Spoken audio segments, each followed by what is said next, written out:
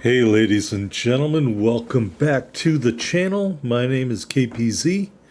You are here on the home of the Slightly Above Average Ship Review. Yes, we are in the Viribus Unitus, mostly because there was an ERNOP of some sort involving pan-European ships to get a certain amount of damage. We're on Crash Zone. I didn't think Crash Zone was for lower tiers. We're in the Viribus Unitus. We are top tier.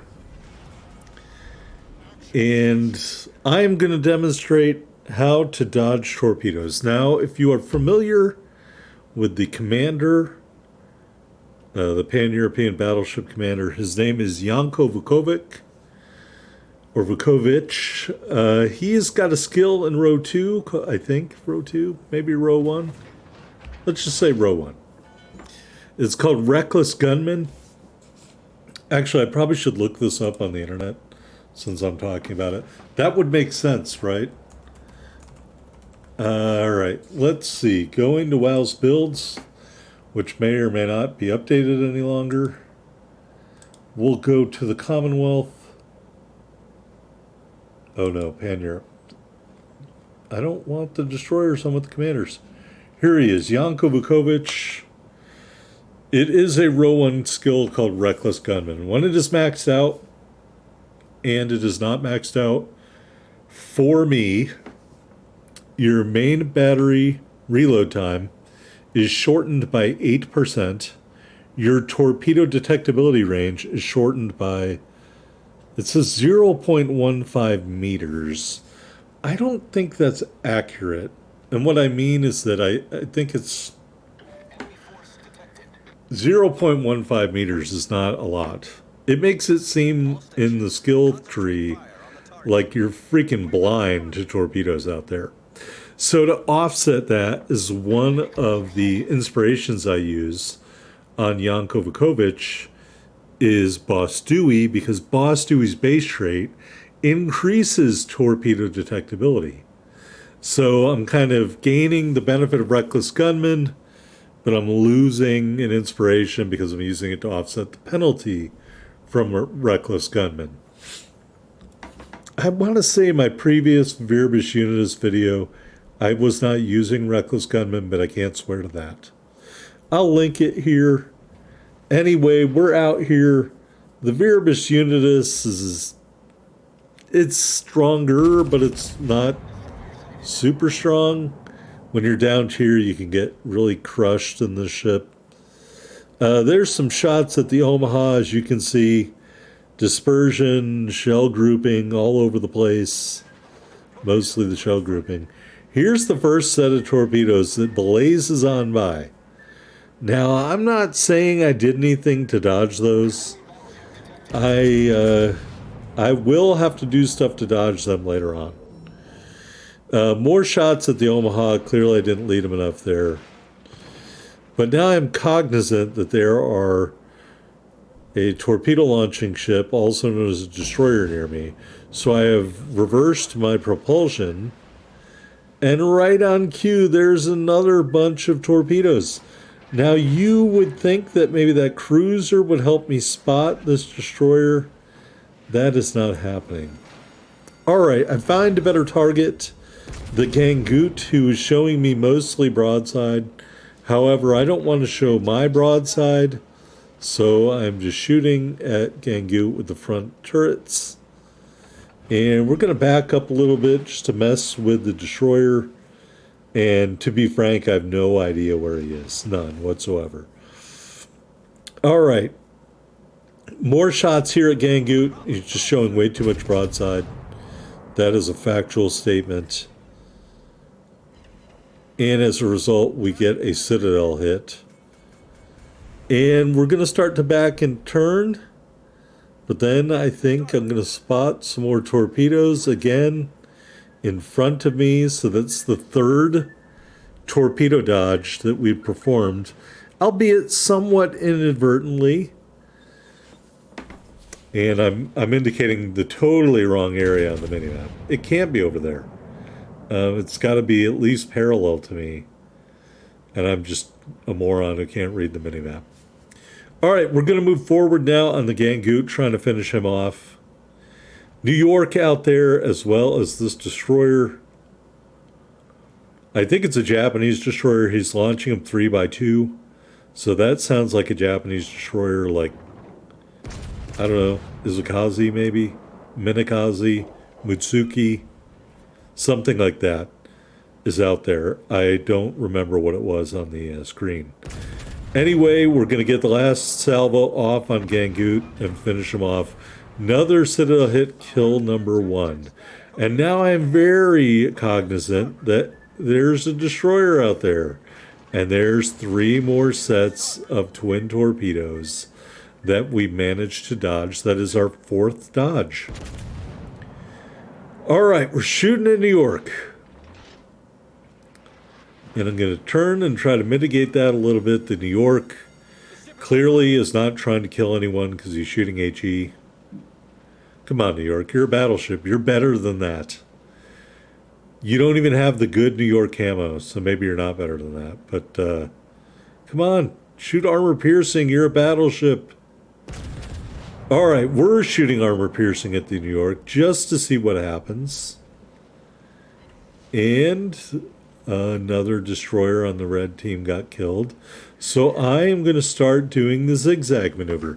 Now, I think the people that watch my channel are generally a little bit older, meaning my age or older, or maybe a little bit younger than me. But there's our, I want to say that's our 5th or 6th dodge. In WW2, it was standard procedure for the Navy for ships to go in a zigzag pattern to avoid torpedoes. So my advice to you is, if you're in this scenario where you're trying to fight, but you don't know where the enemy destroyer is, just randomly do a zigzag pattern in your ship, and you might be able to dodge 6 or 7 salvos of torpedoes so far, just sailing through the water. I have no idea where the destroyer is. All right, that's probably salvo number 8 that we have dodged. All because I'm doing this zigzag pattern where I change direction randomly. And it is highly recommended, especially when you're using reckless gunmen. Because the penalty for reckless gunmen, like we talked about, is you lose torpedo acquisition. The incoming detection is reduced the higher it goes. And I have it at level 16, legendary level 3. So I think for me it's 7.8. So maybe that torpedo detectability will be like 1.12 or 1.3. Anyway, by turning back in, we managed to dodge again. And there is the Izukazi. And I was like, nah, I'm just going to ignore him. But then I was like, well, maybe I better not ignore him. But then he goes through the smoke screen. So I'm going to turn my attention back to New York. Now, keep in mind my rear turrets are on the starboard side of the ship.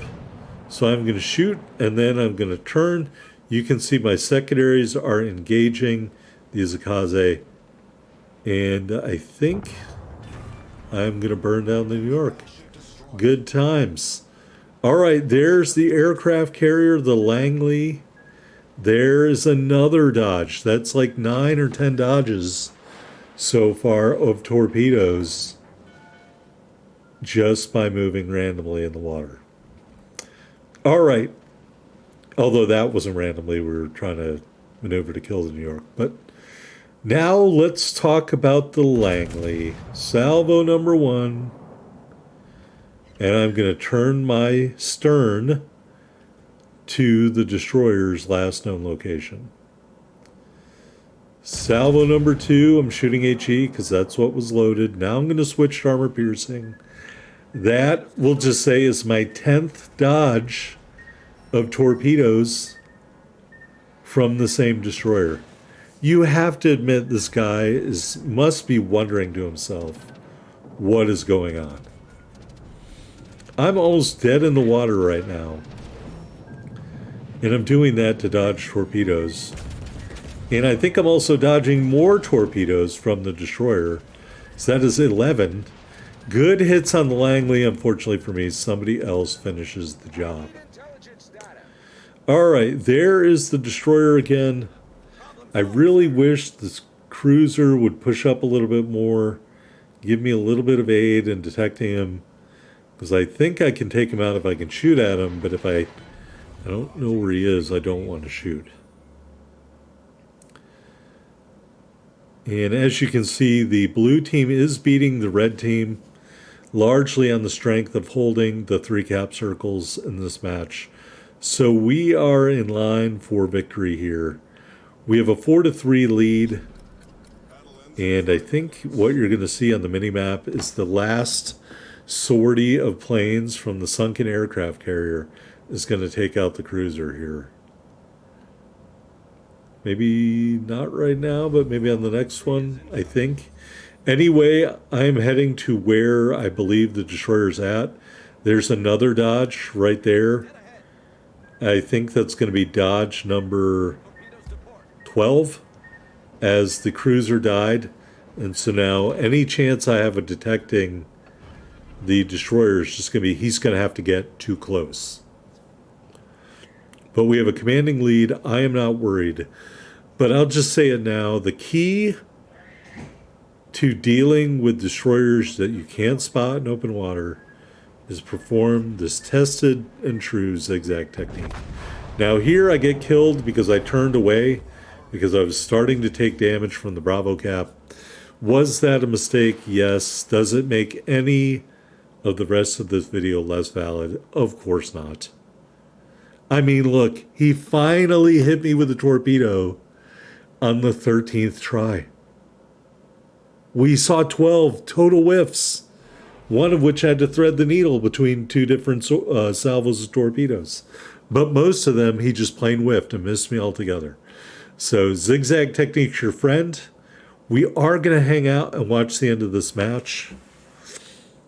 I want to say, as a warning, fair warning, the weekend of October 19th, I am moving.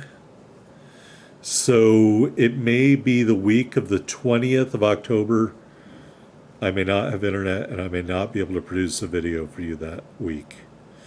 So hopefully, I don't know the turnaround time on telling an apartment complex you need the internet, because I haven't lived in an apartment for probably 2 decades. But I'm getting a new apartment coming up here out of the hotel. I'm finally leaving living in a hotel, and I am going into an apartment complex. So we're going to have to deal with that, the internet loss. Unfortunately, although I do have archive videos, I don't think they're very compelling. They don't teach anything.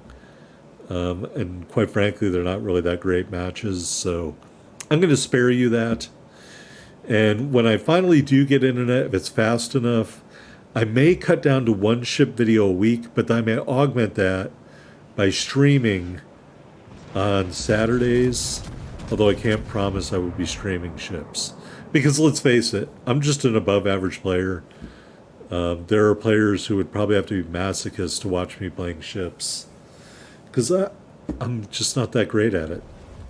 Horse racing, on the other hand, that might give me the opportunity to bust out my PS2 horse racing game, which I would take great delight in, because it really is a ton of fun. And I'll show you that. And maybe you'll enjoy it so much you'll go buy a PS2 and the horse racing game, although I doubt it. But anyway, as we come to the end of this match, you can see, even though the destroyer is flipping the Alpha Cap, we really have quite the lead. I don't really agree with what the Suzuki did here, specifically showing the broadside, turning against his turrets, and all that nonsense. And he gets killed for his troubles, leaving just the aircraft carrier against a battleship and a destroyer. But the good thing is, even though on the map it may look like the aircraft carrier didn't position himself in the best location, it is good enough. He will not get spotted before this match ends. So I hope everybody's having a great week. I thank you for watching. Love to hear your comments below. I am going to stop talking and let the rest of the video run, including a quick glance at the results screen. Just want to say, love the paint job on these airplanes.